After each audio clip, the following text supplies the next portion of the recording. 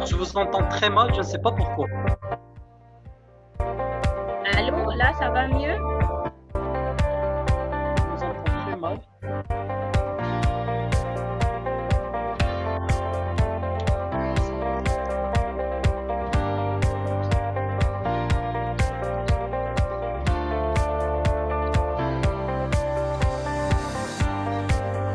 Parlez maintenant.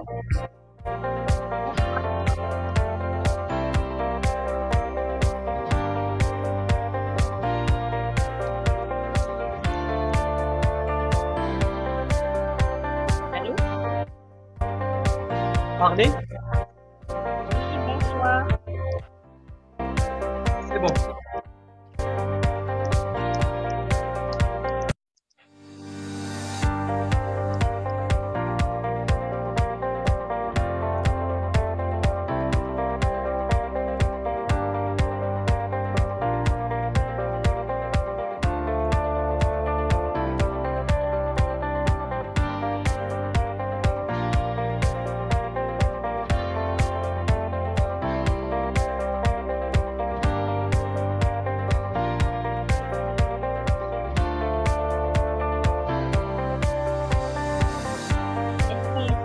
Allô? Oui, je vous entends. Oui, est-ce qu'on peut enlever le son sonore si on va commencer? Il ne faut pas mettre la vidéo en marche jusqu'à ce qu'on commence. Je vais vous dire 1, 2, 3 et après vous activez vos vidéos et l'audio en marche. D'accord.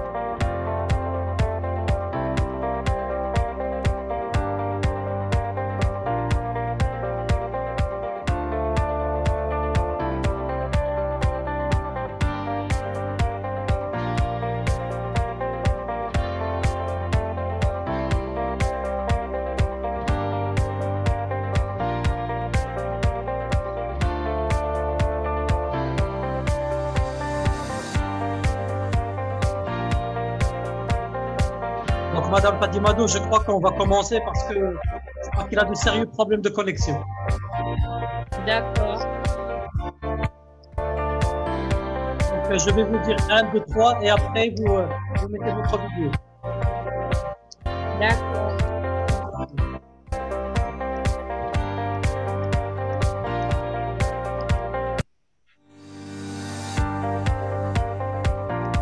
Alors, 1, 2, 3.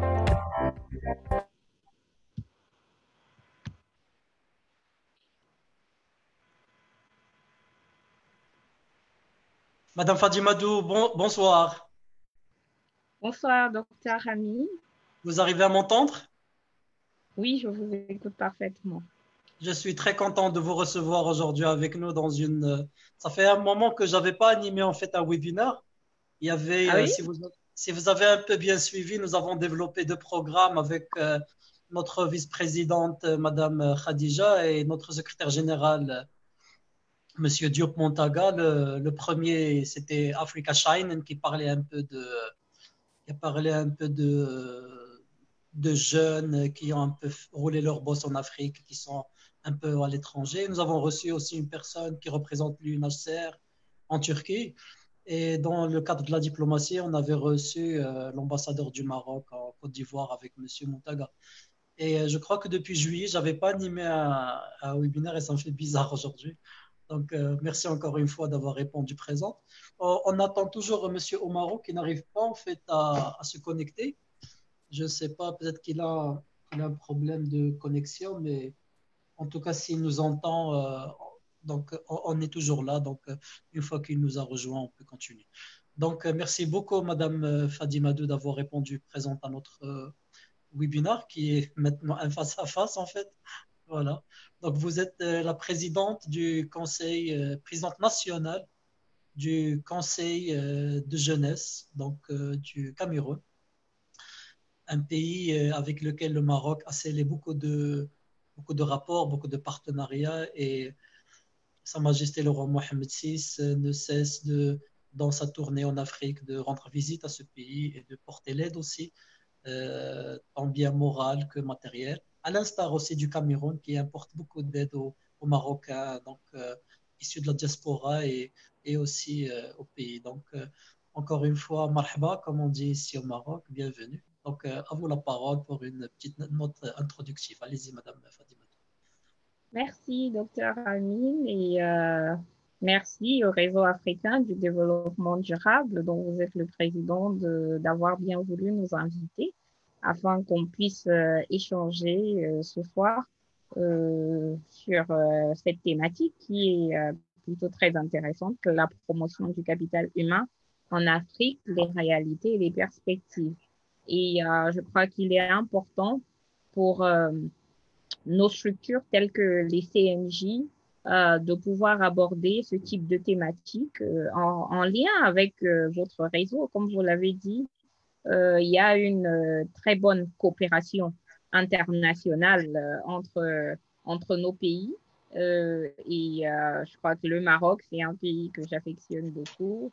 Et le président de la République du Cameroun aussi c'est un pays ami, en fait, le Maroc. Et je crois que il est de bon ton pour la jeunesse africaine de pouvoir interagir ensemble afin de porter la voix d'une jeunesse qui est unie, d'une jeunesse responsable. Et je crois que l'occasion, faisant le larron, nous sommes très heureux d'être là ce soir et de pouvoir répondre à vos questions, de pouvoir intervenir sur la thématique du jour. Merci beaucoup, docteur, pour l'invitation.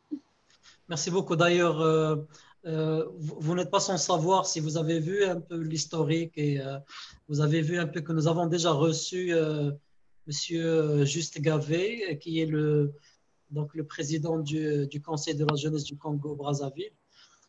Et on l'a reçu dans le cadre des relations amicales et bilatérales entre le Maroc et la République du Congo. Alors, comme vous le savez très bien, l'ONU, elle soutient beaucoup les objectifs de développement durable au Cameroun depuis un bon moment. Donc, quelle place pour le développement durable dans votre pays? Alors, je dirais, elle occupe une place importante et stratégique pour le développement de notre pays. Pourquoi je dis ça? Parce que nous avons une étroite collaboration. Peut-être je commencerai par parler du Conseil national de la jeunesse et en venir à cette réponse.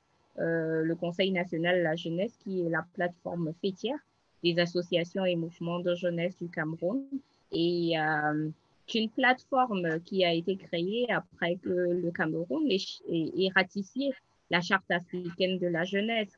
Et donc, on parle ici de l'agenda 2063 de l'Union africaine, mais aussi de l'apport et la contribution du Cameroun à l'atteinte des objectifs de développement durable à travers un impact positif avec sa jeunesse. Et dans ce sens-là, le Conseil national de la jeunesse du Cameroun existe depuis 10 ans déjà aujourd'hui. Et nous sommes une structure qui joue un rôle d'interface entre les pouvoirs publics, notamment le gouvernement, les partenaires au développement, la société civile, les structures diplomatiques et les jeunes eux-mêmes. Et donc, aujourd'hui, là, on est en train de travailler dans un contexte où c'est une forme de collaboration ou de coopération entre pays, entre structures internationales et le Conseil national de la jeunesse du Cameroun.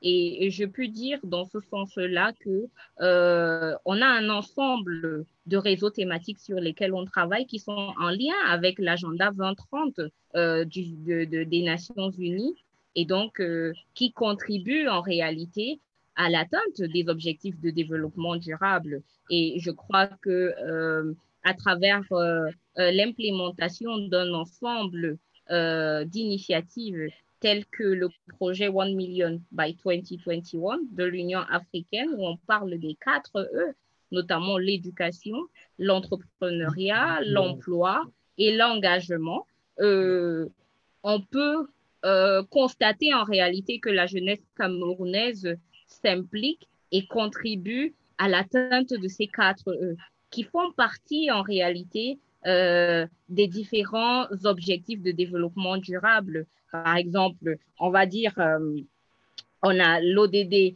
16 sur la paix, la justice, et donc, dans ce sens-là, la jeunesse camerounaise, à travers le CNJ, mène un ensemble d'activités dans le cadre de la construction de la paix. C'est pour rappeler, par exemple, dans le cadre l'année passée de la tenue du grand dialogue national au Cameroun, les jeunes, à travers le Conseil national de la jeunesse, ont été représentés au plus haut niveau lors du grand dialogue national. J'étais 4e vice-présidente du grand dialogue national et les présidents régionaux du Conseil national de la jeunesse ainsi que les jeunes des régions du nord-ouest et du sud-ouest ont été effectivement présents. Ils ont participé au dialogue pendant le grand dialogue national. On sait très bien qu'il y a un ensemble de problèmes dans les régions du nord-ouest, du sud-ouest du Cameroun, à l'extrême nord. Et c'est dire que la jeunesse camerounaise contribue de manière constructive à l'atteinte des objectifs de développement durable. Récemment, nous avons célébré la Journée internationale de la paix au Cameroun et la jeunesse camerounaise s'est démarquée à travers un ensemble de déclarations patriotiques, citoyennes, mais une participation dans le cadre des activités que nous avons menées. Nous avons remis au système des Nations Unies, mais aussi au ministre de la Jeunesse, le flambeau de la paix de la jeunesse camerounaise. Alors, contrairement par rapport à cette question de la paix qui nous interpelle tous, vous avez vu ce qui s'est passé dernièrement dans des pays voisins comme le Mali, euh, tout ce qui se passe aujourd'hui donc, en termes de gestation de pouvoir, en termes de code de pouvoir. Et moi, je sais que la jeunesse elle a un rôle considérable à jouer dans le maintien de la paix, mais aussi dans le côté politique. Aujourd'hui, concrètement, le CNJC qu'est-ce qu'il fait concrètement par rapport à la mise en place des politiques? Par exemple, on a un parlement, une première chambre qui fait de la législation, mais est-ce que votre conseil, il est impliqué dans par exemple, est-ce qu'il est interpellé pour qu'il donne son opinion par exemple, aux lois des élections, par exemple, ou d'autres lois qui Alors, sont liées? Oui, allez-y. je crois que le Conseil national de la jeunesse, depuis le début de notre mandat, nous avons travaillé sur un ensemble d'initiatives.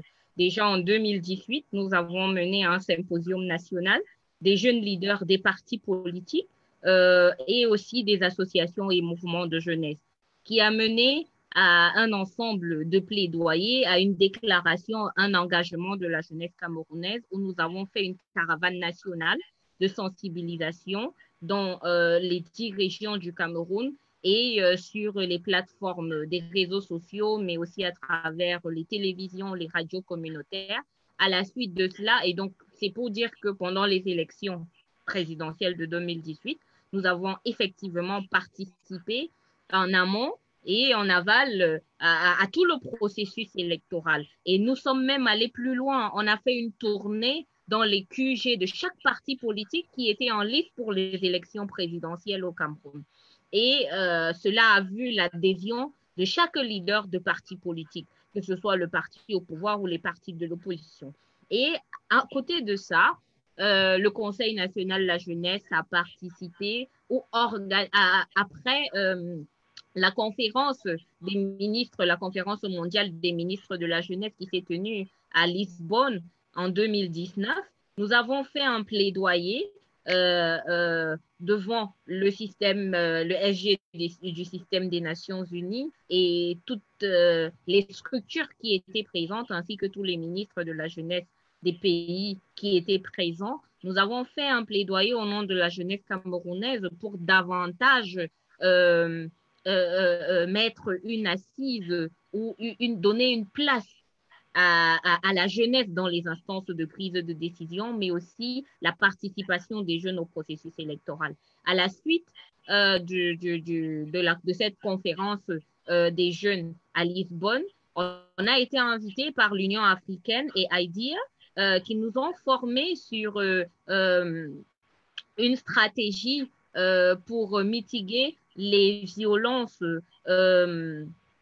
dans les régions en crise de notre pays, mais aussi pour accentuer l'engagement des jeunes, notamment à travers leur participation au processus électoral. Et donc, cela a permis qu'au retour, parce qu'on a fait cette formation avec le département des affaires politiques de l'Union africaine, et quand nous sommes revenus au Cameroun en novembre 2019, avant les élections législatives et municipales, nous avons lancé une initiative qui s'appelle le Not Too Young to Run.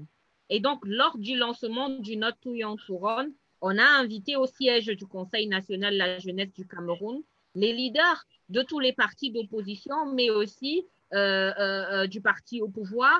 Et cela a véritablement eu un impact dans le sens où aujourd'hui, grâce au plaidoyer que nous avons fait à travers le Not Too Young to Run, on a des jeunes qui sont représentés au Parlement, on a des jeunes qui sont maires, il y a eu des places qu'on a données même aux jeunes dans le cadre des places pour les adjoints aux maires, parce que le Conseil national de la jeunesse a fait un plaidoyer, on a écrit à tous les présidents de partis politiques pour leur demander d'investir des jeunes dans leur liste, chose qu'ils ont faite.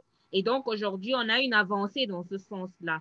Et c'est dire que et récemment, dans le cadre de la mise sur pied ou de l'accélération du processus de décentralisation au Cameroun, notamment avec les élections régionales à venir, pendant la semaine de la célébration de la Journée internationale de la paix, à travers le Conseil national de la jeunesse, on a encore fait une déclaration et lors de la journée de la célébration même, on a encore fait un plaidoyer pour que les partis politiques puissent davantage investir les jeunes sur leur liste pour leur participation effective lors des élections régionales. Et je crois que lorsque les listes ont été publiées récemment, on a quand même remarqué qu'il y a eu une prise en compte de la voix de la jeunesse, même si c'est petit à petit que l'oiseau fait son nid. Et donc, l'évolution, elle est progressive. Donc, c'est pour dire que voilà un ensemble d'actions que l'on mène au sein du Conseil national de la jeunesse en termes de plaidoyer, en termes de participation dans la construction de la paix au Cameroun, mais aussi la participation des jeunes à des instances de prise de décision et dans le processus électoral. Alors, je voudrais vous interpeller par rapport au plan de l'agenda 2063 donc, de l'Union africaine. Vous en avez parlé un peu au départ. Vous savez que le continent africain, dans quelques années, ça va être le continent le plus jeune au monde, le continent le plus peuplé au monde. Comme moi, bien sûr, on a lu un peu le programme, on a vu un peu le plan d'action, les objectifs. À chacun sa lecture, bien sûr. Qu'est-ce que vous en pensez réellement? Est-ce qu'on est dans le concret? Dans nos webinaires dépassés, nous avons fait plus de 15 webinaires autour de ça, en tout cas l'Union africaine. Et ce qui ressort le plus, c'est que les gens ont besoin d'une Afrique indépendante financièrement, économiquement, sereine. Nous voulons combattre le chômage, nous voulons que nos jeunes trouvent des opportunités ad hoc et sur place. L'agenda 2030 des Nations Unies, c'est dans quelques années, c'est 2030, c'est dans 10 ans. C'est dans 10 ans. 10 ans, c'est demain. L'agenda 2063, ça va aussi passer très vite et nous voyons toujours des pays africains pauvres noyés dans le chômage. Aujourd'hui, je crois que l'Afrique avoisine les 40 à 50% du taux de chômage. D'ailleurs, au Cameroun, on est à peu près 25% du taux de chômage. Et avec le Covid-19, j'imagine que la situation, elle va aller encore se creuser. Vous avez aussi de la chance d'avoir un nouveau gouvernement. Je crois que c'était en février dernier. En janvier C'est ça. 2019. C'est ça, en 2019. Et malheureusement, qui n'a pas pu, maintenant avec le Covid, je ne sais pas comment vous faites. Qu'est-ce que vous pensez réellement de cet agenda 2063? Qu'est-ce que vous pensez de cette notion de temps? Est-ce que vous sentez que nos politiques et la société civile a cette notion de temps et ils bougent dans ce sens? Et est-ce que vraiment cet agenda est réaliste et quels sont les moyens un peu de la remettre sur plan? Alors, je crois que l'agenda 2063 de l'Union africaine nous oriente à peu près dans le même sens que l'atteinte des objectifs de développement durable des Nations Unies. Je crois qu'ils vont de pair. Et dans ce sens-là, euh, lorsque l'on prend ce projet de l'agenda 2063 pour la jeunesse, on parle d'une jeunesse qui doit pouvoir avoir des emplois décents, une jeunesse qui doit être éduquée, une réduction du taux de chômage et une jeunesse qui doit pouvoir bénéficier de ses droits et on parle des droits des enfants et puis on donne une place particulière et très importante à la jeunesse. Et aujourd'hui, comme vous étiez en train de le dire, la jeunesse africaine représente plus de 60% de la population en Afrique. Et dans la plupart de nos pays, c'est à peu près le même ratio. Par exemple, au Cameroun, la jeunesse représente plus de 60% de la population. Et Au donc, Tchad, par exemple, c'est 80% de la population. Par exemple, c'est voilà. alarmant. Voilà. Voilà. Et donc, quand vous parlez, par exemple, véritablement du taux de chômage, c'est une préoccupation majeure des jeunes.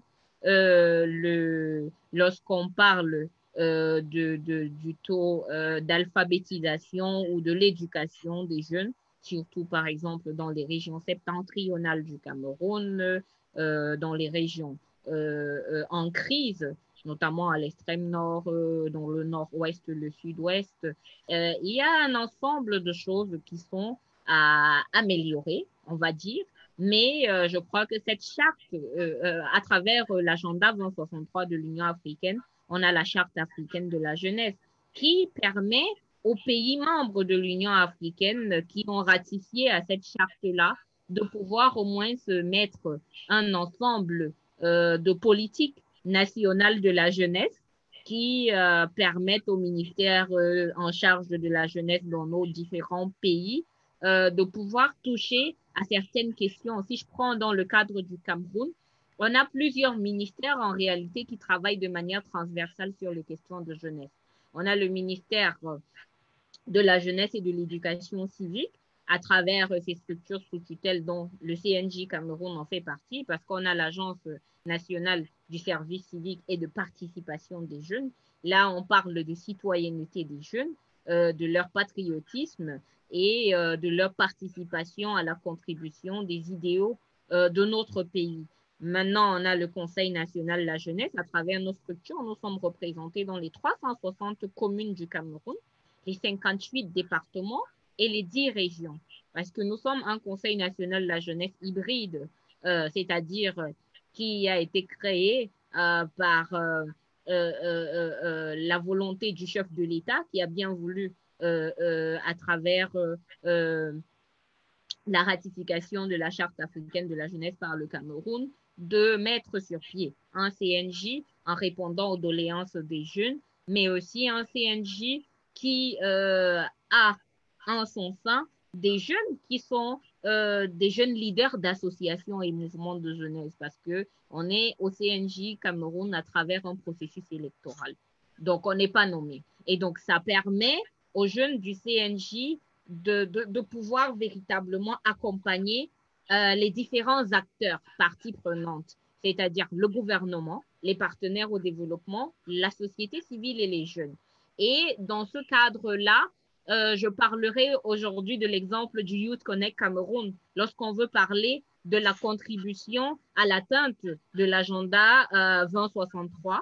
On a d'abord commencé, on a vécu le Youth Connect Africa qui a commencé au Rwanda. On a environ 14 pays aujourd'hui africains qui ont implémenté le Youth Connect dans leur pays. Au Cameroun, on a lancé le Youth Connect Cameroun en décembre 2019 et actuellement, on travaille sur plusieurs projets connexes, mais qui font partie du Youth Connect Cameroun. Par exemple, récemment, on a lancé l'initiative We Connect, Women Empowerment, qui valorise en fait la participation de la femme et de la jeune fille au développement du pays, qui donne une place importante à la jeune fille dans les zones rurales et dans les zones urbaines afin qu'elle puisse s'épanouir, afin qu'elle puisse bénéficier effectivement de son droit à l'éducation, de son droit à son plein épanouissement, mais aussi à la contribution du développement de nos communautés au niveau local.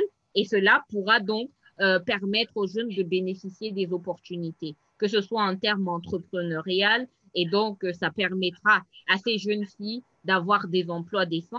Aujourd'hui, on travaille avec l'UNFPA sur une plateforme participative pour les jeunes au niveau du Cameroun dans le cadre de l'atteinte des 3 0 de l'UNFPA, notamment à savoir les décès maternels évitables, les violences basées sur le genre. Et donc, lorsqu'on touche à toutes ces questions, c'est pour dire qu'en réalité, au Cameroun, on travaille sur un ensemble de questions qui permettent à contribuer à l'atteinte des objectifs de l'agenda 2063 de l'Union africaine. Alors si j'ai bien compris, la responsabilité vient de chaque pays d'une certaine manière, pouvoir implémenter un ensemble d'initiatives qui favorisent en fait le plein épanouissement de sa jeunesse, et cela contribue à une avancée des choses.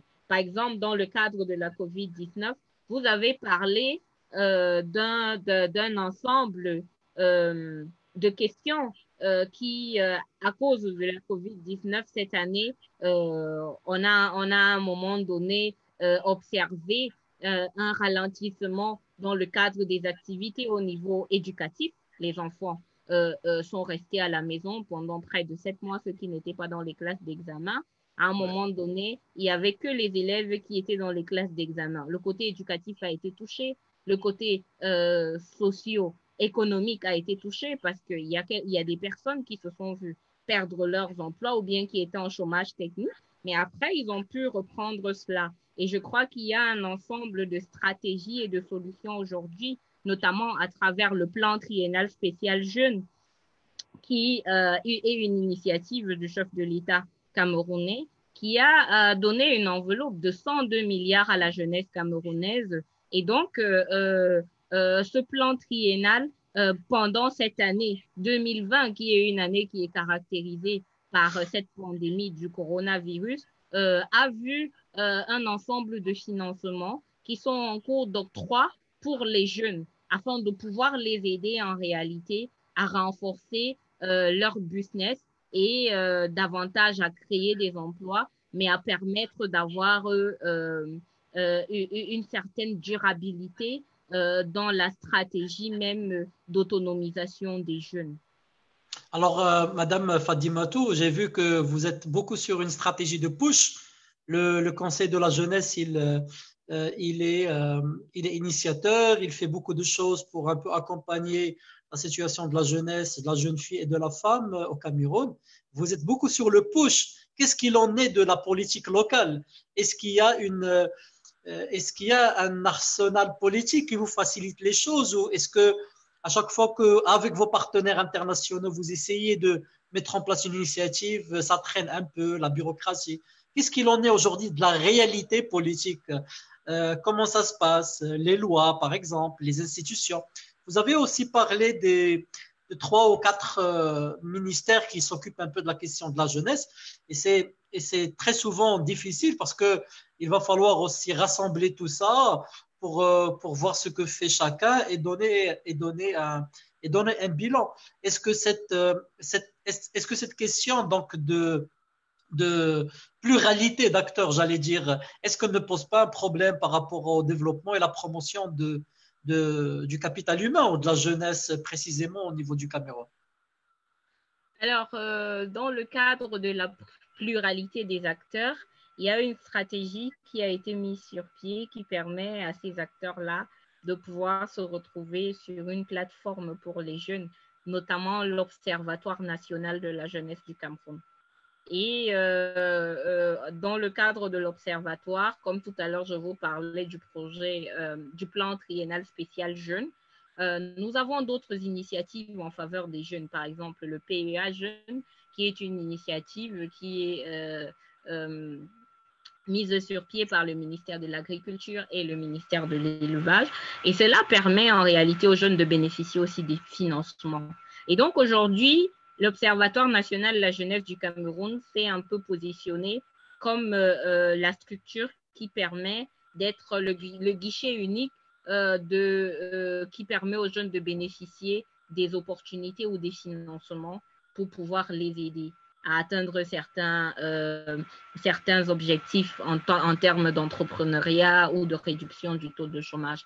Mais vous savez, dans le cadre de notre collaboration, je vais dire, avec différentes structures, je crois pendant la période de la pandémie à COVID-19, nous avons collaboré avec le PNUD et la Commission nationale des droits de l'homme et des libertés pour aller vers les populations du milieu carcéral et leur offrir un ensemble de dons qui nous ont été remis par le PNUD et pouvoir sensibiliser la population du milieu carcéral.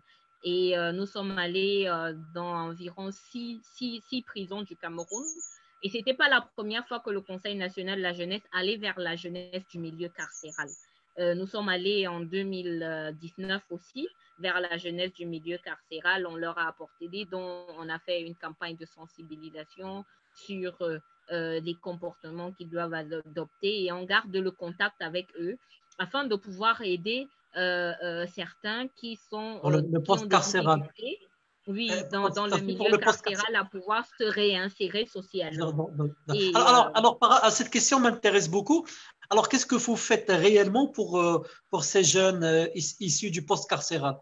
Nous savons que… Alors, pour ces jeunes dans le milieu carcéral, nous avons déjà mené certaines sensibilisations au sein de la prison centrale de Kondengui, par exemple, où nous avons travaillé avec la FESCUL, qui est la fédération des détenus de la prison centrale.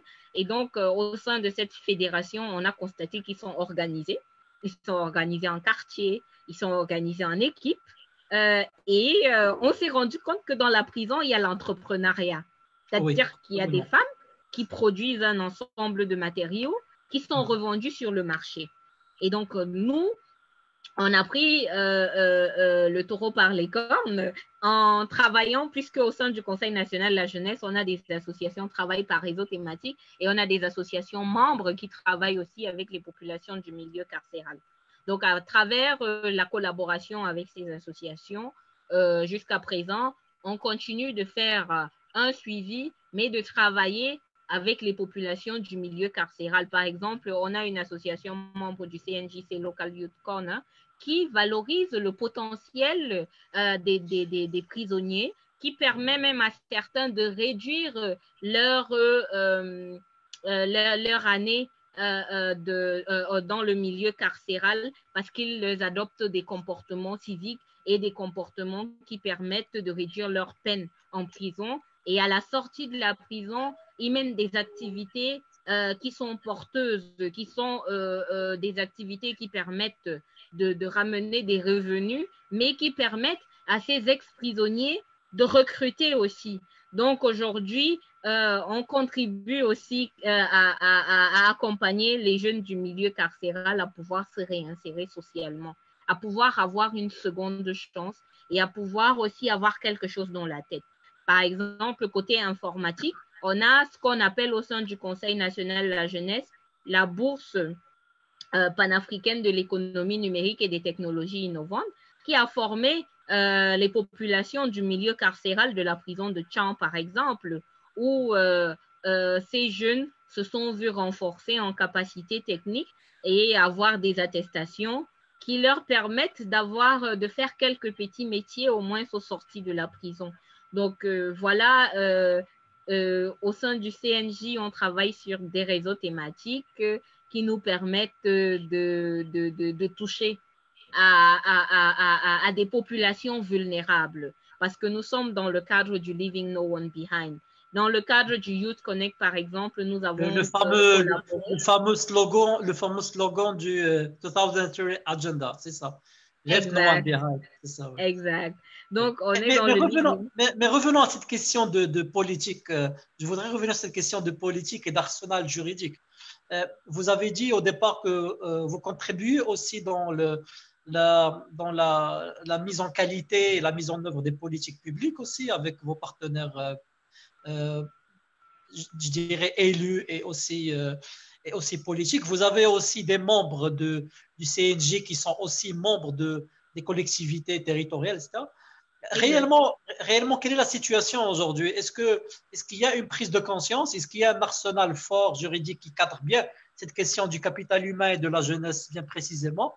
Ou est-ce qu'il y a à faire et où est-ce qu'il faut vraiment se diriger par rapport à cela? Alors, je dirais qu'on est en pleine évolution dans le cadre de cette utilisation du capital humain jeune.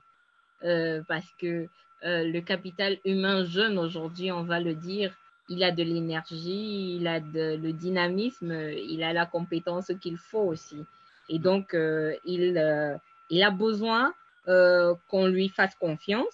Et je crois que dans la mise sur pied des collectivités territoriales décentralisées, comme je l'ai dit tout à l'heure, on remarque la présence des jeunes en tant que conseillers municipaux, mais aussi des jeunes qui travaillent au sein de la mairie, qui contribuent aussi à l'atteinte des objectifs au niveau communautaire, mais à travers nos structures, je pense, je vais dire au niveau déconcentré, on collabore avec les structures gouvernementales, notamment les autorités administratives, mais les autorités judiciaires aussi. Par exemple, en majorité, le Conseil national de la jeunesse fait partie des comités de pilotage en charge de la mise sur pied d'un ensemble de projets de loi et aussi même de la révision de certains projets. Alors concrètement, vous travaillez. Alors, on connaît le processus donc de mise en œuvre de projets de loi. C'est soit par proposition donc des élus, soit par proposition du ministère. Alors, concrètement, vous travaillez avec le ministère dans la mise en place de ces projets, c'est ça? Exactement. Comme par exemple, actuellement, on est en train de travailler sur le projet de loi pour la mise en œuvre sur la loi du volontariat au Cameroun. Ouais. Et le Conseil national de la jeunesse est partie prenante de cette proposition de projet de loi par le ministère de la jeunesse afin que cela puisse voir le jour. Et donc, par exemple, vous voyez le volontariat, lorsqu'on parle du volontariat, que ce soit au niveau mondial ou africain, c'est une stratégie qui met en exergue véritablement l'utilisation du capital humain à travers les jeunes et Et ces jeunes-là, aujourd'hui, on a une plateforme de volontaires du Cameroun qui s'appelle la Plavolcam, où vous avez un ensemble d'associations qui sont membres de la Plavolcam, qui travaillent avec le Programme national de volontariat, mais aussi le UNV, UN Volunteer. Et donc, il y a un ensemble d'initiatives qu'on a l'habitude de mener ensemble. Actuellement, nous sommes en train de travailler sur la célébration de la Journée internationale du volontariat qu'on mène ensemble chaque année. Et pendant cette période-là, on travaille à inculquer des valeurs de volontariat aux jeunes Camerounais à travers leur pleine participation, que ce soit sur le domaine éducatif, sur le domaine de la santé avec la Croix-Rouge, l'accompagnement de la Croix-Rouge. Donc, c'est pour dire véritablement qu'on a des perspectives et on intervient de manière transversale en réalité avec les différents acteurs dans le cadre de la mise sur pied d'un ensemble d'initiatives qui doivent avoir en fait un impact sur les jeunes, pour les jeunes, mais avec les jeunes. Parce que nous, notre slogan ici au Cameroun, c'est Nothing for the youth without the youth. Rien pour les jeunes sans les jeunes. Et malheureusement, par rapport à ça, par rapport à beaucoup d'expériences que j'ai vues en Afrique, même des fois en Afrique du Nord aussi et en Afrique du Sud, très souvent, plein de choses se font avec les jeunes, mais ils ne font pas bénéficier les jeunes. Prenez par exemple le Cameroun, avec un taux de croissance de 4% par an. C'est-à-dire qu'il y a une belle progression, une belle croissance. Mais malheureusement, on ne voit vraiment pas cette croissance être positive sur le capital humain. Et ça, ce n'est pas le cas juste pour le Cameroun. C'est pour toute l'Afrique, c'est tous les pays africains. Je ne sais pas pourquoi, quand on met une loi, on ne met pas en œuvre toute cette perspective, cette vision, pour dire que, par exemple, dans un monde rural, camerounais, sénégalais, marocain ou autre, on va faire de l'agriculture, mais comment vraiment faire bénéficier la jeunesse? Je ne sais pas, moi, à travers la digitalisation, le travail sur l'éducation, le développement de l'employabilité. Qu'est-ce qu'il en est par rapport au Cameroun? Qu'est-ce que vous faites en tant que conseil de la jeunesse pour aller vers le développement du capital humain et non seulement vers une croissance monétaire? Je sais que la masse monétaire du Cameroun par rapport à la zone, elle est très importante. Je sais que ce que fait le Cameroun est très important dans sa sous-région. Mais comment faire pour que toute cette politique fasse bénéficier directement au développement durable de la jeunesse? Alors, je crois que ça, c'est une très belle question que vous touchez, un élément très fort par rapport à ce qu'on fait ces derniers temps au sein du Conseil national de la jeunesse. Je vais vous dire, récemment, je crois, les 4 derniers mois, nous avons fait une campagne, une caravane nationale de sensibilisation sur le terrain. Nous sommes allés dans les zones rurales, en fait. On a décidé de quitter de Yaoundé pour aller vers les régions, vers les populations du milieu rural. Nous avons sensibilisé naturellement sur la pandémie du coronavirus, mais parallèlement, on a mis en exergue un ensemble d'initiatives et de stratégies pour permettre aux jeunes, en réalité, de toucher du doigt certaines opportunités qui leur sont offertes. Parce que, comme vous venez de le dire, on a remarqué que il y a une certaine manque d'accès. En fait, il y a un manque d'accès à l'information pour les jeunes par rapport aux initiatives, comme vous le dites, dans l'implémentation, qui sont mises sur pied en réalité en faveur des jeunes. C'est-à-dire, il y a des opportunités. Comme tout à l'heure, vous avez parlé du domaine de l'agriculture. Si je prends l'exemple du PEA jeune, ou si je prends l'exemple du plan triennal spécial jeune, où on finance des jeunes sur l'agriculture. Maintenant, il y a une nouvelle vision dans le cadre de l'implémentation du plan triennal spécial jeune, où il y a ce qu'on appelle les villages pionniers et les clusters. Et les villages pionniers permettent de faire quoi? Cela permet en réalité aux communautés territoriales décentralisées de mettre à disposition des jeunes des hectares de terre afin qu'ils puissent pratiquer l'agriculture en équipe. C'est-à-dire, on prend un capital humain, on prend par exemple des agriculteurs, on prend ceux-là qui font dans l'élevage, on prend ceux-là qui ont en fait des connaissances dans des domaines variés, ceux-là qui sont dans le domaine technologique, qui vont apporter l'innovation technologique à l'agriculture, afin qu'on parle de e-agriculture, pour pouvoir en fait pérenniser et s'assurer de la durabilité du projet. Et à la suite de cela, ils sont financés. Mais ça ne doit pas se limiter à Yaoundé ou à Douala en réalité. Et donc, nous sommes allés avec l'Observatoire national de la jeunesse dans plusieurs régions. Nous sommes allés, par exemple, dans la région de l'Adamawa. Nous avons fait Bagno. On est allé à Meganga. Nous sommes allés à l'extrême nord, à Mokolo, à Yagua. Nous sommes allés à l'est Cameroun, à Abomban. C'est pour dire que ensuite, nous sommes allés dans le littoral, dans le Mungo.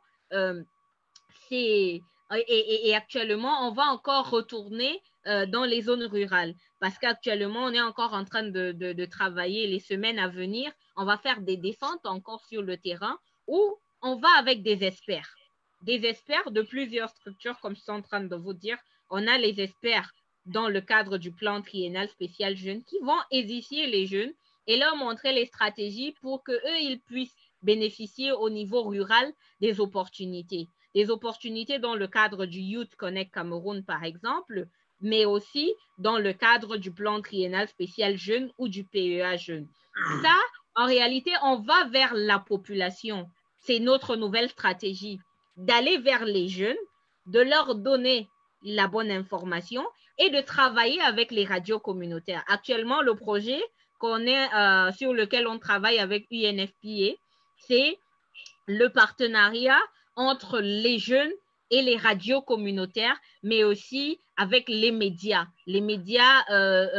classiques du Cameroun, afin que ces jeunes-là puissent avoir davantage de plages horaires. En réalité, il y a des plages horaires. Si on prend le cas du CNJC, on a certaines rubriques en termes de plages horaires sur des chaînes telles que la CRTV, Radio Campus. On a des conventions, des MOU avec certaines structures, mais on va les fructifier et les densifier et donner plus de contenu.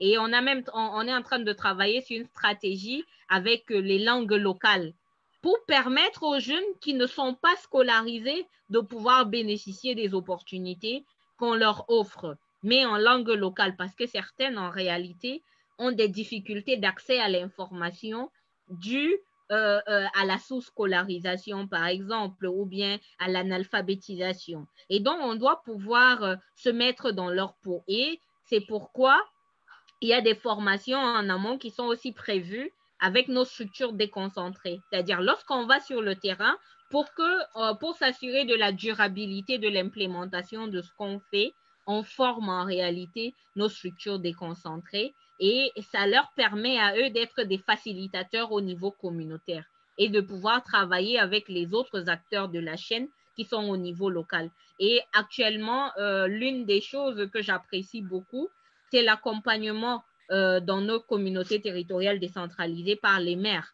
On a l'adhésion des maires de la ville et des maires dans les communes et des députés, des sénateurs qui accompagnent en réalité la mise sur pied des différents projets sur lesquels on travaille, mais aussi on travaille en collaboration quand il s'agit sur le plan de la santé, on travaille avec l'accompagnement de l'OMS et du ministère de la Santé et aussi même de la Croix-Rouge. Et lorsqu'on parle du domaine de l'éducation, on a les ministères en charge de l'éducation, notamment le ministère de l'éducation de base, de l'enseignement secondaire et de l'enseignement supérieur, mais aussi le ministère de l'emploi et de la formation professionnelle. Parce qu'il y a une initiative dont je voudrais bien parler au sein du Conseil national de la jeunesse qui existe depuis 2015. C'est le CNJC Social Program. Alors, je veux revenir au CNJ Social Program. Je vais revenir juste après ma question. Alors, le CNJ Social Program. Très bien. Donc, j'ai beaucoup apprécié cette notion de promotion des radios communautaires. Je sais qu'aujourd'hui, il y a, corrigez-moi, il y a plus de 250 langues au Cameroun, c'est ça? Exactement. C'est combien réellement? Combien de langues il y a On a plus de 250 langues au Cameroun Et vous voyez, en termes d'arrondissement, on a dans les 360 arrondissements. Wow. Donc, ça me touche beaucoup, c'est que cette notion de promotion des outils de communication locale qui vont un peu traduire ce qui se fait, parce que je sais que les langues officielles chez vous, c'est l'anglais et le français. Oui, c'est ça, c'est l'anglais et le français. Et ce que vous faites est très important. Et pourquoi je dis ça et pourquoi je tourne autour du pot depuis un moment? Parce que alors quand j'ai lu et on a un peu critiqué l'agenda 2063, critiqué dans un sens scientifique, on a vu qu'un peu parmi les rares et seuls canaux que peut avoir un citoyen africain donc pour contribuer à l'agenda 2063, ce sont les élections locales. Si vous n'êtes pas élu, si vous n'êtes pas si vous n'êtes pas dans un conseil local, régional ou national, il vous est très difficile un peu de contribuer. Donc, à votre avis, je sais aujourd'hui que le CNJ, à travers mes recherches, c'est une vraie école. Vous coiffez pas mal d'associations à travers le pays, vous touchez un peu à tous les secteurs et avec les partenaires internationaux tels que l'OMS et d'autres partenaires.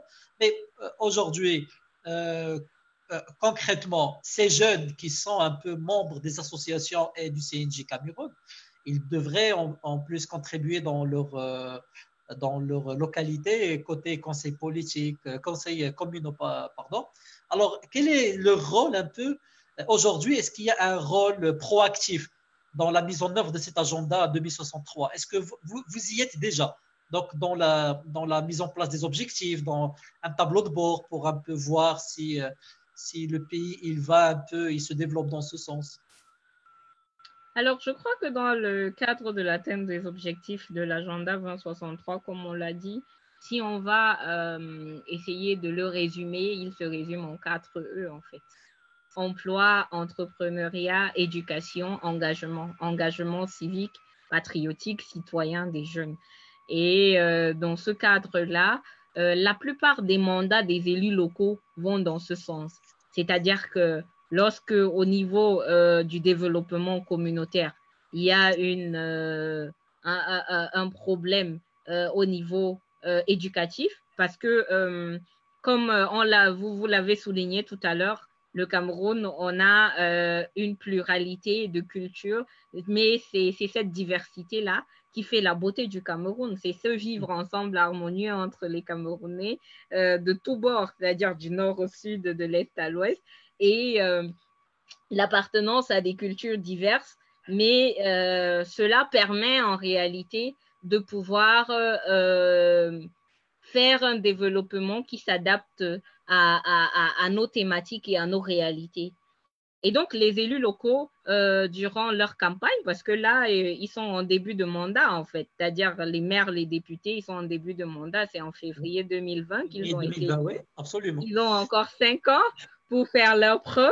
Et pour le moment, en début de mandat, il y a aussi l'accélération du processus de décentralisation à travers les élections régionales qui vont encore venir donner un autre coup de pouce en réalité au développement de nos communautés, de nos CTD, les communautés territoriales décentralisées. Et c'est dire que leur impact ou leur apport dans le cadre de l'atteinte des objectifs de l'agenda 2063, je crois que c'est visible actuellement. Pourquoi je dis ça? Si je prends l'exemple du programme dont je vous ai parlé dans le cadre du Youth Connect, le Women Empowerment, cela implique en réalité les élus locaux femmes. On travaille avec le réseau des femmes élues du Cameroun. Donc, les femmes élues locaux du Cameroun, donc les femmes maires du Cameroun et députées ou sénatrices accompagnent en fait les jeunes. C'est-à-dire, on observe aujourd'hui un système de mentorat. Majorité opposition. Pardon, majorité et opposition, j'allais dire majorité et opposition. Oui, majorité et opposition, tout parti politique confondu, parce qu'elles sont regroupées dans le réseau des femmes élues du Cameroun. Combien à peu près de femmes compte le réseau? Combien à peu près de femmes compte le réseau? Désolée, je ne vous ai pas bien écouté votre connexion. Le réseau compte combien de femmes à peu près? Le réseau des femmes élues, les femmes maires. Alors, en fait, je disais, dans le réseau des femmes élues, ce n'est pas juste les femmes maires, mais on a les femmes députées et les femmes sénatrices. Et excellent. On a les adjoints au maire. Donc, c'est un grand réseau, un vaste réseau véritablement. Et dans le cadre du WeConnect Cameroun, ce qui se passe, c'est que ce sont ces femmes-là qui, en réalité, parrainent nos jeunes filles. Donc, elles sont des mentors aujourd'hui. Elles ont décidé, à travers leur communauté locale décentralisée, participer à la formation et à l'autonomisation des jeunes filles. Donc, qu'est-ce qu'on fait? On prend des jeunes filles qui sont issues des familles vulnérables, on prend des IDPs et on les forme. On les forme dans le leadership, dans l'entrepreneuriat et on leur apprend de manière pratique à fabriquer un ensemble de choses, par exemple la fabrication du savon, la couture, des métiers qui leur permettent d'avoir des revenus à court, moyen et à long terme. Et il y a un processus de suivi qui accompagne cela. Par exemple, dernièrement, lors de notre tournée dans les communes et les départements, dans la commune, en fait, les communes au niveau de l'Adamawa, du nord, de l'extrême nord et même à l'est, on a formé des jeunes filles, par exemple, sur la fabrication des serviettes hygiéniques réutilisables.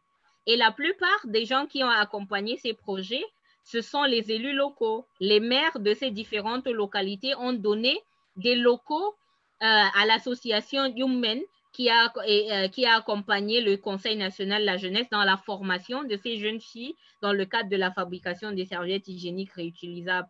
C'est dire qu'en fait, aujourd'hui, il y a une synergie d'action entre nos élus locaux et les jeunes par rapport à ce qu'on fait. C'est vrai, ils sont en début de mandat, mais je crois que c'est déjà une nouvelle donne qui encourage en réalité et qui nous galvanise davantage dans le cadre des actions qu'on mène sur le terrain. Parce qu'aujourd'hui, pas plus tard que hier, on a eu des formations dans des départements à l'ouest, par exemple, dans le Bamboutos. On a un député qui a accompagné la formation de 100 jeunes comme ambassadeurs de la paix. On a de l'autre côté, dans le Bamé-Inubu, une soixantaine de jeunes qui ont été accompagnés aussi par les élus locaux sur leur formation entrepreneuriale dans le cadre de l'agriculture pour la plantation de l'ananas, la culture de l'ananas.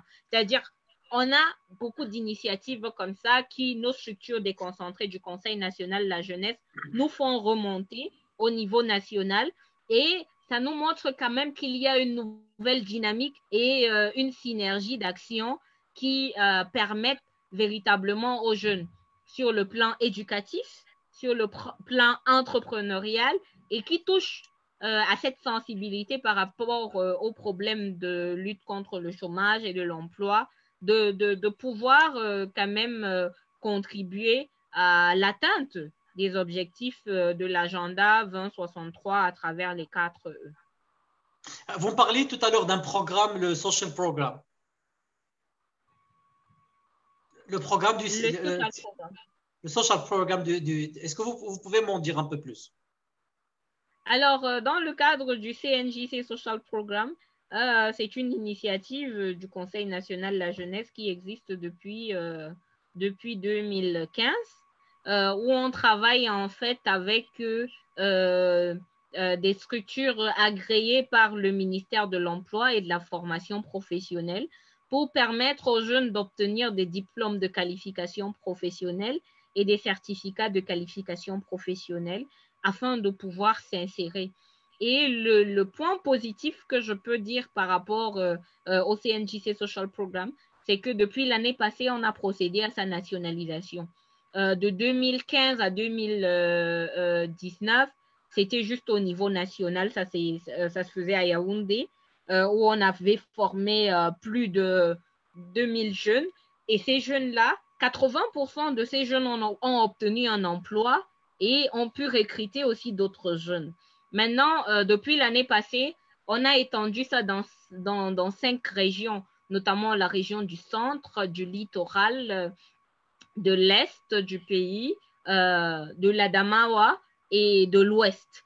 Et pareil, cette année, on a encore davantage l'implication de nos départements et de nos régions dans le cadre de la nationalisation du CNJC Social Programme, qui permet aujourd'hui de manière concrète et pratique aux jeunes. Après cette formation, c'est une formation d'une année en réalité. Dans les métiers de manière pratique, on a des métiers dans divers domaines qui, lorsqu'ils obtiennent leur CQP ou leur DQP, leur permettent véritablement d'intégrer le monde professionnel assez rapidement et d'avoir un emploi décent.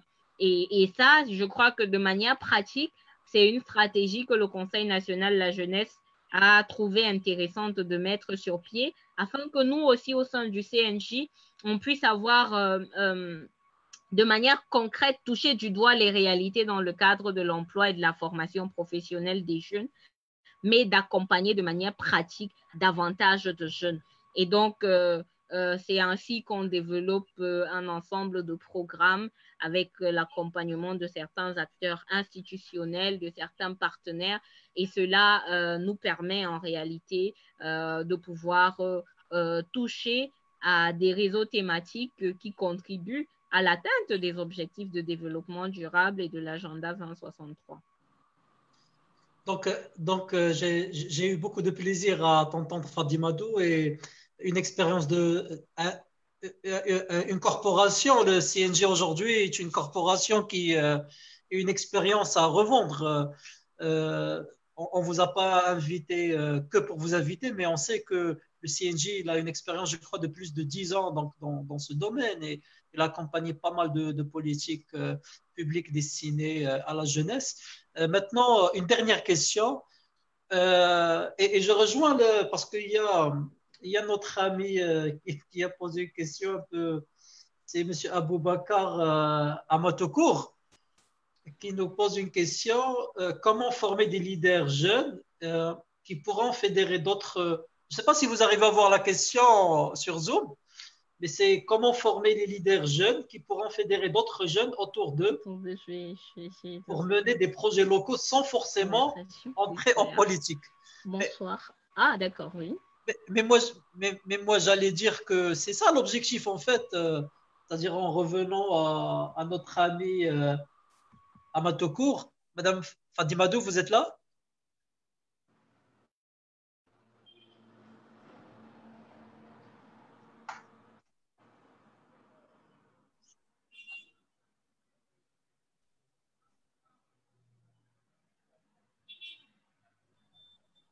Madame Fatimatou, vous êtes là?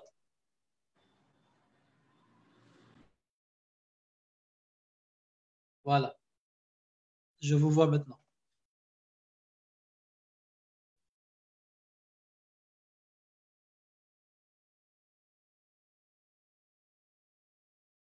Madame Fatimatou? Oui, allô? Vous m'entendez maintenant? C'est bon? Oui, j'ai été coupée. Pas grave. Oui. Alors, je disais par rapport à la question de notre ami Aboubakar Amatokour, qui dit que il faut renforcer un peu la capacité donc de la jeunesse pour essayer de leur permettre d'encourager d'autres. Oui, vous m'entendez? C'est un peu entrecoupé, donc du coup j'ai du mal, je ne vous ai pas écouté. Maintenant, vous m'entendez bien? Oui, maintenant je vous entends. Alors, je disais par rapport à la question d'Aboubacar Amatokour, comment former des jeunes qui vont encadrer d'autres jeunes, et il dit sans forcément entrer en politique. Moi, j'allais dire que le but était là. Le but était là. Je vois mal un encadrement scientifique ou autre sans pour autant une intégration politique. Le but, elle est là. 60% de la jeunesse au Cameroun.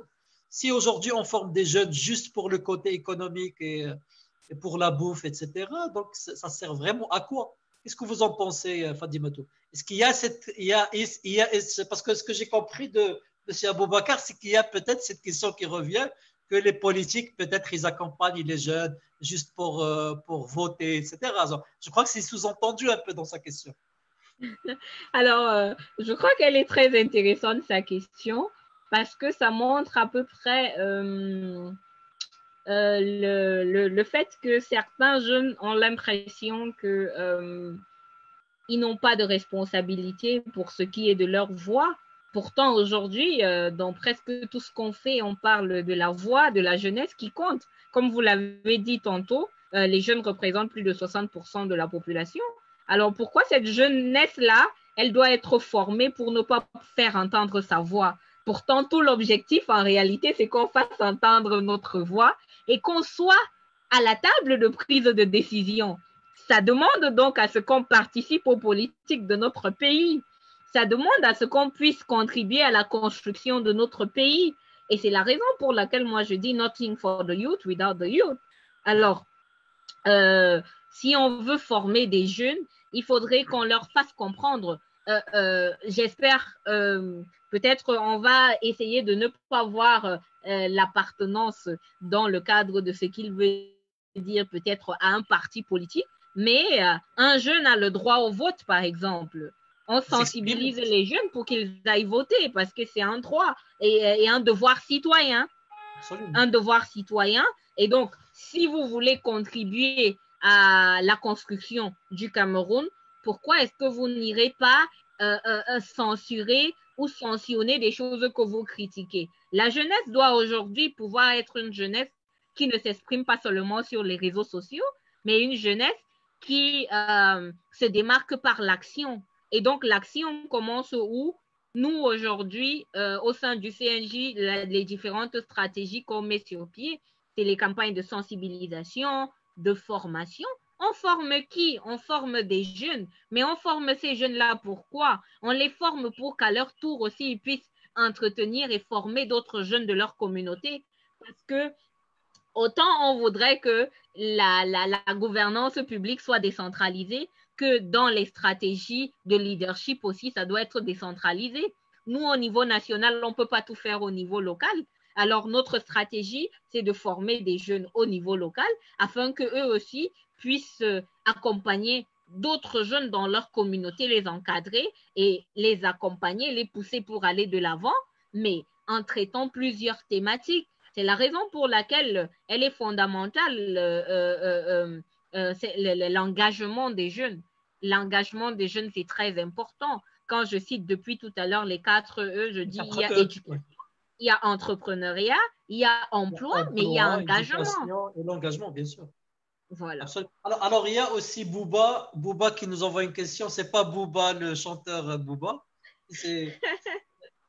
J'imagine que c'est un confrère africain. Donc, ne pensez-vous pas que le problème des jeunes Africains se situe au niveau de leur inclusion dans la gestion des affaires de l'État? C'est un peu ce qu'on disait tout à l'heure. Et aussi à l'absence d'une politique globale de la jeunesse, surtout en cette ère du tout numérique. Bon, je crois qu'on avait déjà peut-être répondu à sa question plus tôt. Peut-être qu'il n'était pas connecté, mais je crois qu'on a parlé d'un ensemble d'initiatives et d'actions qui sont menées dans le cadre de l'inclusion des jeunes, dans notamment les plaidoyers pour la participation des jeunes à des instances de prise de décision, le Not Too Young to Run, qui est une initiative qu'on a lancée avant les élections législatives et municipales au Cameroun et qui continue à faire écho jusqu'à présent. Et on travaille toujours dans ce sens-là. Et je crois que définitivement, l'État, elle a compris que les jeunes doivent être représentés. Les jeunes doivent être présents, mais les jeunes doivent accompagner l'implémentation aussi des projets et la mise en œuvre de nos projets. La raison pour laquelle, lors de ces élections régionales, la plupart des partis politiques ont été clairs sur la représentativité jeune. Avant, on était juste dans la représentativité des femmes, mais aujourd'hui, on a évolué. La plupart des partis politiques, on leur a fait un ensemble de lettres à chaque fois qu'il y a un processus électoral qui se lance. Lorsqu'on a lancé le Not Too Young to Run, ils ont été présents. Et je crois qu'au plus haut sommet de l'État, ils ont entendu la voix et le plaidoyer des jeunes Aujourd'hui, eux-mêmes, lorsqu'on lance un processus électoral, les partis politiques prennent l'engagement, ils écrivent, ils notifient à toutes leurs structures déconcentrées et leurs adhérents d'impliquer la jeunesse. C'est-à-dire, il y a un quota pour les jeunes, il y a une place pour les jeunes dans la représentativité. C'est comme je disais, c'est petit à petit que l'oiseau fait son nid, mais on est content de voir que ça évolue. On n'est plus juste à l'ère du quota femme, mais on parle aujourd'hui du quota jeune. Et c'est une avancée. C'est-à-dire que ça montre quand même que le travail qu'on abat sur le terrain, l'ensemble des initiatives sur lesquelles on travaille, que ce soit avec le gouvernement, avec les partenaires au développement et la société civile, ça porte au moins des fruits. Et ça, c'est quelque chose qu'on doit continuer à travailler pour assurer la durabilité et la pérennité. Ouais.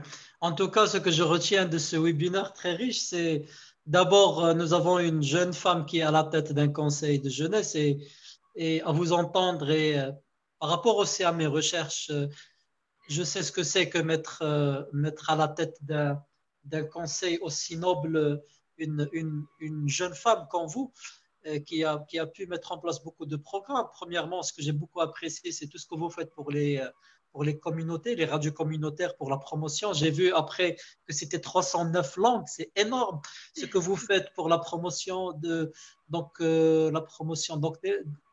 langues communautaires aussi. Il faut que les gens comprennent. C'est ça en fait le développement rendu à la population, c'est déjà de traduire aux gens ce qui se passe. J'ai beaucoup aussi apprécié cette question donc, de synergie avec les femmes élues. Je n'ai pas trop entendu que vous avez aussi un réseau de jeunes élus, mais bon, on aura le temps après, la prochaine fois, de développer tout ça. J'ai beaucoup apprécié tout ce que vous faites, côté social, dans les prisons, dans le post-carcéral. C'est excellent, c'est vraiment, vous êtes dans la valeur du left no one behind, je vous félicite. Maintenant, pour un mot de la fin, ça fait déjà 1 heure et quart qu'on parle. Malheureusement, on devait avoir avec nous notre cher président du conseil nigérien, mais je crois qu'il a un problème technique. Il m'a relancé tout à l'heure. Je crois que le réseau il y avait un problème de réseau. Donc, j'allais dire que pour conclure, dans quelques minutes, pour déjà parler de votre initiative en concluant et aussi parler de notre initiative. Vous avez vu un peu ce qu'on fait depuis le mois de mai, ce que vous en pensez. Voilà, donc, et après, peut-être s'il y a une autre question, on va y répondre.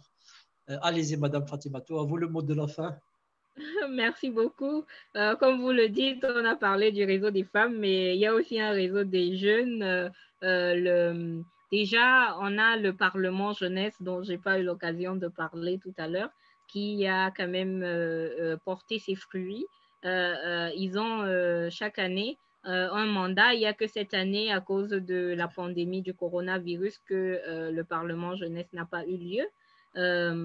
Mais sinon, depuis quelques années, on a des jeunes parlementaires, c'est-à-dire on a 180 en fait jeunes qui viennent de nos communautés au niveau des communes et qui portent la voix de la jeunesse au niveau du Parlement. Ils échangent, c'est-à-dire on les met vraiment dans une imprégnation qui leur permet d'impacter au niveau local. Par exemple, ceux de l'année 2019, leur thématique pour l'année, le travail sur lequel ils ont mis l'accent, c'était sur l'entrepreneuriat.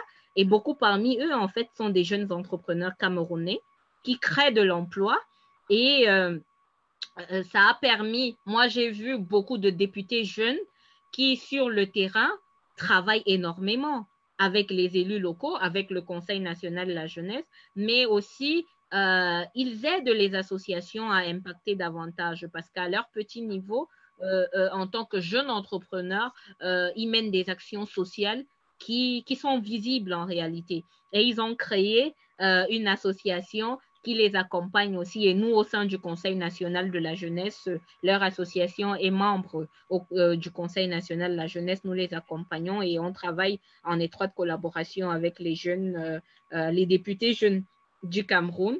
Et autre chose, je crois que par rapport à tout ce qu'on a eu à citer dans le cadre de de nos différentes missions et des activités et des projets sur lesquels on a travaillé depuis le début de notre mandat, mais depuis l'existence du CNJ, parce qu'il y a des initiatives que j'ai citées, telles que le CNJC Social Programme, qui est une initiative qui existe depuis le mandat précédent. On a des initiatives qui ont été mises sur pied par les premiers présidents du CNJ, Abdoulaye Abdourazak ou bien Jean-Marc Affe-Simbafor. C'est vrai, je suis la première femme à la tête du Conseil national de la jeunesse. C'est une mission exaltante. C'est un privilège pour moi, surtout une jeune fille originaire de l'Adamawa, qui est quand même une région septentrionale du Cameroun. Et puis voilà, j'essaye d'apporter ma contribution à la construction d'un avenir, d'un Cameroun meilleur pour la jeunesse camerounaise. Et pour ma part, je le fais avec passion. Je suis contente d'avoir une équipe qui m'accompagne au sein du Conseil national de la jeunesse, des jeunes qui sont dynamiques, qui sont très travailleurs, qui sont ambitieux et qui contribuent à leur niveau dans le cadre de nos structures déconcentrées. C'est vraiment, je les appelle mes bulldozers parce que le travail énorme qu'ils abattent, voilà, aujourd'hui, ça donne de la visibilité au Conseil national de la jeunesse et de plus en plus, on se fait remarquer par nos actes. C'est-à-dire, je crois, lorsque j'ai participé à New York à ECOSOC Youth Forum, on disait « Action is now ». Et donc, au sein du Conseil national de la jeunesse, we are leading the action. So action is still now, and we are building Africa together. We are building Cameroon together. Et véritablement, je remercie votre réseau d'avoir permis vraiment le réseau africain pour le développement durable. J'ai apprécié les différentes thématiques que vous avez abordées pendant vos différents webinaires. Et moi, j'encourage en réalité l'initiative. C'est vraiment dommage que mon confrère président CNJ du Niger, Aliou n'a pas pu nous rejoindre parce qu'il aurait eu beaucoup de choses à dire. C'est un véritable passionné dans la vie associative et il mène un ensemble d'actions qui sont visibles au niveau du Niger, mais au niveau africain avec l'Union panafricaine de la jeunesse. Et on a eu l'occasion de se retrouver à plusieurs reprises. L'année passée, en décembre, on était au Maroc pour le 8e sommet des jeunes et des étudiants. Et c'est toujours très intéressant d'avoir des plateformes d'échange avec mes confrères présidents de CNJ parce qu'on en apprend davantage. Et une chose intéressante, c'est qu'on fait les sharing of good practices qui nous permettent en réalité de pouvoir aussi implémenter de belles choses chez nous. Un peu comme... je crois qu'il y a mon confrère Kadim Diop du Sénégal aussi qui fait de belles choses. Et il y a plein de CNJ comme ça. Moi, j'encourage davantage l'initiative que le Réseau africain pour le développement durable prend d'inviter les présidents de CNJ, les jeunes leaders dans la vie associative et dans la coopération internationale, de venir s'exprimer afin que d'autres jeunes puissent connaître davantage ce qu'on fait au niveau continental, parce que ça contribue à l'un des objectifs en fait de l'atteinte de l'agenda 2063 de l'Union africaine. On ne peut pas parler de l'atteinte des objectifs de l'agenda 2063 de l'Union africaine s'il n'y a pas cette coopération, cette amitié entre nos pays et une synergie d'action dans ce qu'on fait. Et donc, il est très important d'édifier les uns et les autres sur ce qui est fait à notre niveau, ce qui est fait au niveau du Maroc et dans d'autres pays membres de l'Union africaine, afin que nul n'en ignore et que on puisse copier les bonnes pratiques. Parce que plus on copie les bonnes pratiques, mieux on les implémente chez nous en fonction des réalités de nos pays et cela permet d'aller de l'avant et de contribuer au développement de notre pays et à l'atteinte des objectifs de l'agenda 2030 des Nations Unies aussi. Donc, véritablement, Dr Amine, merci beaucoup. Alors je voulais juste vous dire que l'African Network for Sustainable Development, il a été créé en mai 2020. Wow. suite à cette pandémie du Covid-19. Et aujourd'hui, nous comptons plus de 15 points focaux à travers l'Afrique. Et au Cameroun, on a notre jeune Nathanaël qui est notre point focal au Cameroun et qui va bientôt s'atteler à la création de la section camerounaise. Et nous avons la première section donc, africaine, après bien sûr l'ANSD international qui est l'ANSD mère à Rabat, dont je suis le président. Il y a M. Membourou qui est un grand acteur associatif au Gabon et qui la semaine prochaine aura son assemblée générale pour créer l'ANSD de son pays. Donc on est dans cette dynamique un peu d'être représenté à travers l'Afrique et travailler conjointement pour faire de très grandes choses, sinon des petites choses mais bien faites.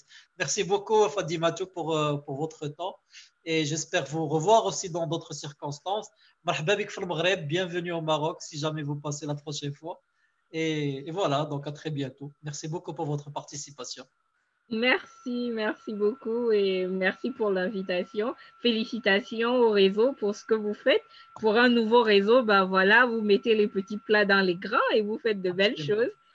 Mes encouragements pour votre développement au sein de l'Afrique et vous pouvez compter sur le CNJ Cameroun pour davantage accompagner votre réseau. Donc, n'hésitez pas et comme vous le dites, j'espère qu'on aura l'occasion de se revoir sur d'autres plateformes encore et d'échanger davantage. Merci beaucoup. À très bientôt. Merci. Merci. Bye. Au revoir. Et au revoir et merci à tous les participants.